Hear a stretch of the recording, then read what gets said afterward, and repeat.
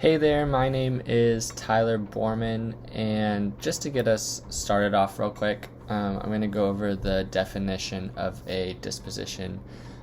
Dispositions are the values, commitments, and professional ethics that influence behaviors towards students, families, colleagues, and communities, and that affects student learning and achievement, motivation, and development, as well as the educator's own professional growth.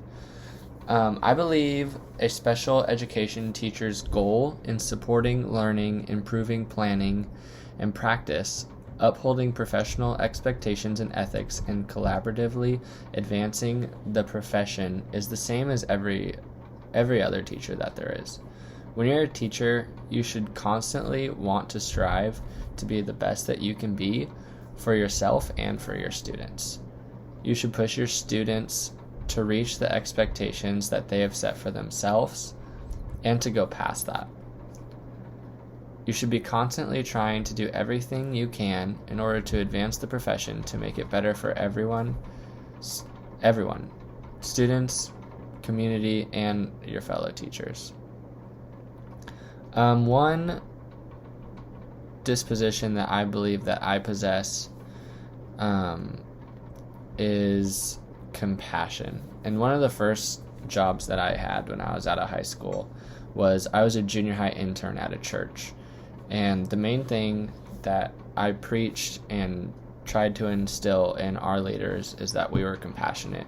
When the students got there for early Sunday morning or a midweek service, we would go out and greet them. We would give them a high five, see how they're doing.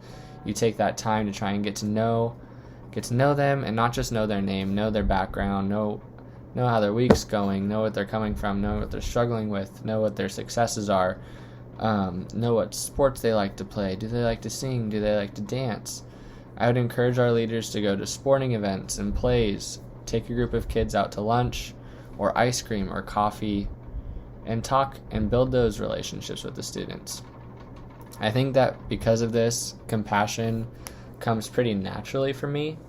And I think it'll translate well to the classroom when I have my own classroom, and I'll be able to get to know my students better.